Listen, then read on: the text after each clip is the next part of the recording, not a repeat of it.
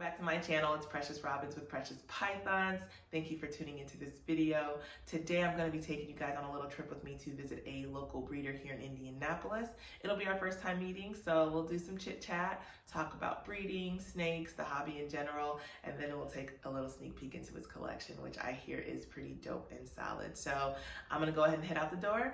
I will see you guys here in a sec when I get there, and I hope you guys enjoy.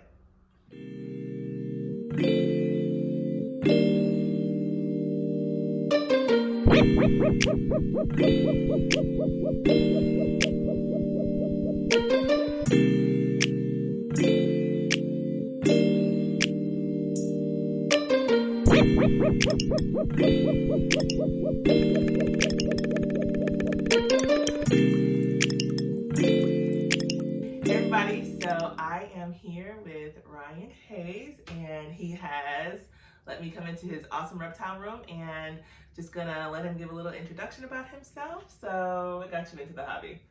I would say, like a lot of people, especially like millennials, all of us, Steve Irwin watching Discovery Channel, Animal Planet, right?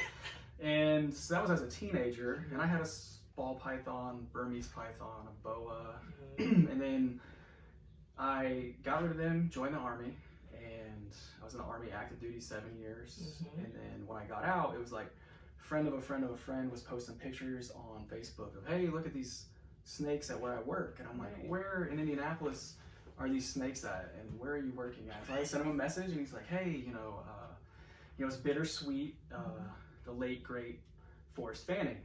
And so I actually started volunteering for Forrest and his wife Desiree when they had ball pythons. And this is like 2013, 2014, but they got away from ball pythons, but he still had a couple, and I was able to pry one off of him. Nice. And that's kind of where the hobby started again, or the obsession, or right. The interest kind of, you get the one and then you want another and another and another. And a big key to that was, if I was going to move forward with reptiles, was feeding them. But Forrest and his wife had Cold-Blooded Cafe, so shout out to them. Every snake I have is diet by Cold-Blooded Cafe. Nice. They're fed very well, so if you guys haven't checked them out, definitely check out Cold-Blooded Cafe. Awesome. What projects excite or motivate you moving into the future with what you have already? It's funny because I think like the obvious project that probably is most exciting for me is the one that I'm working on right now, because it's gonna be my first clutch. It's the Orange Dream Het Clown with my male banana pastel Het Clown. So I'm hoping to like beat the odds and get some, banana clowns at least. But if I can get like all those genes in one, that'd be awesome, but slim. But I would say what I'm looking forward to the most, outside of what I'm working on right now. I think I know what you're gonna say. Desert Ghost, hands down. So it's funny because I have a visual desert ghost, and I also have he's a male, and he's at breeding weight right now. And then I have a baby female who's a leopard desert ghost. I'm really excited about that, but it's way, way far into the future. I'm excited about that. Yeah.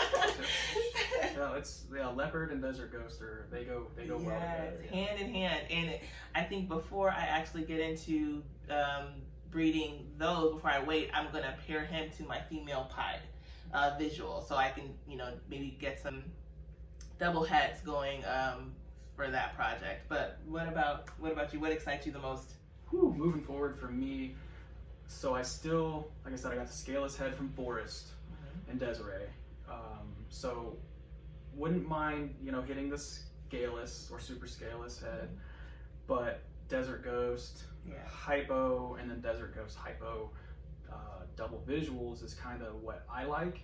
I do have a hypo pied. I have one clown, het Desert Ghost. So for me, I think Desert Ghost is kind of the future of ball pythons. I know that's a bold statement. I mean, I can't say I disagree with that. I saw the Desert Ghost, and I was just like in love. And I was like, okay, Desert Ghost. And I didn't know what Morph Market was at the time. It used to be King Snake Classified. Oh, I did there not used know to be that. one prior, and it was all Nerd and Brian Barchett stuff. Nice. And it was like, so now you have morph market, so you go down on Desert Ghost, and I'm like, wow. And you start seeing the videos and the colors and how bright and vibrant they are, the contrasts. And so that's where I shifted focus. So with everything going on, we're like currently in a pandemic, and the world is, going through a lot of changes right now. We're breaking the we're breaking the rules. We're not following the social distancing guidelines very well. But how do you think this pandemic is going to affect the hobby? So it's a hard one, but hobby wise, I'm new to this, of course. Like I said, I'm like in phase 1 of starting a side business or hobby of this, okay? So I have a full-time job. I don't expect this to pay bills. It's fun. They're beautiful animals, so it's nothing like that. But what I do see as a hobbyist, I think that it's gonna make it harder for us in a way. So like my eyesight for this was going to the Midwest Reptile Show at the fairgrounds and setting up a table and selling and getting to know people, shake hands, and that's usually where you can sell a lot of stuff quickly and easily, no shipping costs. So I think it's gonna hurt hobbyists in that way. Now, for sure, some of the bigger name guys or people that are well developed in the ball python game, if you will, morph market is key. I mean, it's great that that's there. That's an asset for us for sure. But you got to start putting yourself out there. Yeah, exactly. So that's where we're at, and that's what I'm doing now with her. We're both in the Indianapolis area, and we're both starting out too. We're just networking a little bit. Yeah. But I definitely think it's going to be challenging. How do you think it's going to affect us? I definitely agree with everything you said. I think it's definitely going to affect smaller breeders.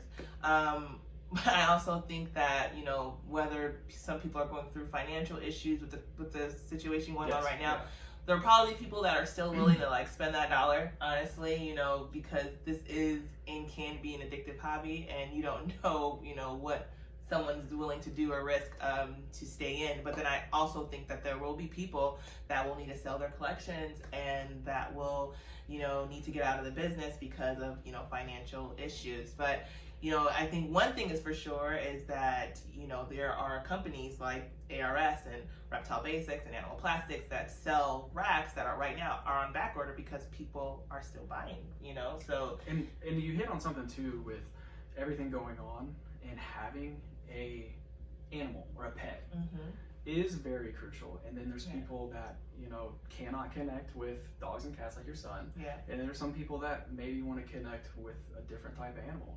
Ball pythons are some of them can be very high anxiety, like social distancing type animals anyway. So it's like some people, weird guys like me, we can kind of connect with cold-blooded animals on that level. I think there's a lot of people out there that are like that. They may not say it that way or want to admit it, but you connect with a cold-blooded reptile or animal differently than you do. I definitely agree. And you can't deny definitely attraction when it comes to these animals, because there are people who, whether you want to call them introverts or whatever you want to call them, but they tend to gravitate more towards the cold-blooded animals. So. Well, and it's funny too. So it's there's a lot of aspects to it. So it could be a business, it could be a hobby. They're animals, so you're taking care of an animal. You're creating a business. You could create revenue, but you're also creating art. Exactly. So there's this whole other spectrum of things where it's like living art, and everybody's used that term with ball pythons, that you do not get that with a lot of other animals. I know a lot of people who have 20 plus ball pythons, and they have no intention on breeding. They're just collecting. It's just their thing. So. No, yeah, for sure. No, and that's great. We can start to dive in on some of the more unique things and some new stuff and some new doublers. Yeah, I agree. I mean, I think it's gonna be. Whatever it turns out to be, it'll be interesting to see the outcome. But I know that diving into this hobby, no one could have anticipated this happening. And no, it's unfortunate. It's definitely unfortunate. But I can't say I plan on stopping or slowing down. I think I still want to work on my projects. I don't really plan on having like a huge collection anyway. Same here. So, and like you said, I'm not really doing it for the money. You're creating living art. These animals are beautiful. You appreciate them, and it's enjoyable. You know, I have a full-time job as well, and I do this on the side, and I work from home anyway, so I'm like, most of the time I'm like completely bored out of my mind. So it's a nice thing to do, to occupy myself in my mind. So I know that I'm gonna kind of continue on full stride ahead, you know, really diving into this hobby. How many snakes do you have now? 36 total. Okay. Where I'm at in life now, no more than 40. Yeah, that's exactly. Having hatchlings is cool, and Yeah. feeding them, but the goal of them is to take care of them well, obviously, and then but get them out the door. Yeah. But 40, I want one ARS 5040 rack to the ceiling, 40 high quality, high def desert ghosts or variation ball pythons. That's my goal. That's what I want. Yeah. I don't think I can handle more than that. Yeah, I agree. with my lifestyle. Yeah, so. I think I'm right at around 25, maybe 26 right now, and I don't want to get over 30, 35. So right now I'm like thinking a little bit more focused on, you know, quality and lower quantity. And this is a man cave, really, more than anything. It's awesome, by the way. We're gonna do a little tour. But it's only because I got kicked out of my other reptile because we had another baby. But, it's funny that you said that, like, so quality over quantity. Yeah. And then there's a guy that I'm talking to right now about, he has ultramel tri-stripes. Nice. And that's, if I looking into the future, like, project that I want to see Desert Ghost Ultramel, Desert Ghost Monarch, which I honestly think what Monarch looks like is what an Ultramel Desert Ghost is gonna look like a Monarch. But anyway, but that's his slogan though. He kind of pushes that a lot, and it's kind of stuck with me because he has some really awesome quality stuff. Of course. And that's Eden's Gate Serpents. And I've got some cool stuff from him. So, what advice would you give to somebody wanting to get into the hobby or just starting off in the hobby? Whew. Yeah, that's so.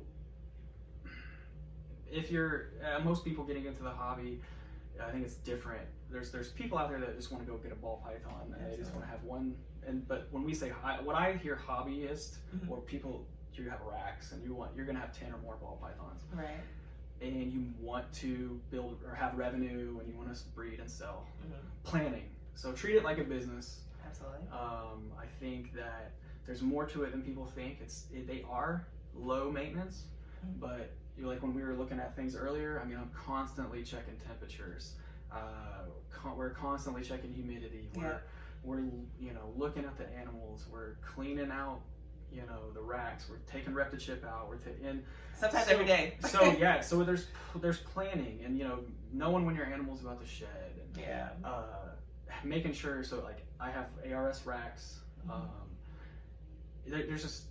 There's a lot of planning to it, I think, that should be put forth prior to like just going out and buying a bunch of animals or buying a bunch of snakes. And you want to be able to take care of them properly because a lot of issues can happen pretty quickly on you. So yeah, just and picking people's brains. I think that one thing about this hobby that we should be, and that's kind of what we were talking about earlier too, is we should be able to communicate with each other, talk about things, and learn from one another. Absolutely. And not bash each other a lot. So which I see that a lot. Yeah, that I absolutely do too. It's it can definitely discourage people from reaching out. Definitely good advice too, even if you feel apprehensive about reaching out to breeders. A lot of these breeders now, they're open to talking to you, answering your questions. Right off the bat for me, Tony from Hardwired Exotics. So like one of the first investment ball pythons that I bought was from him, and I've bought several more since then, just because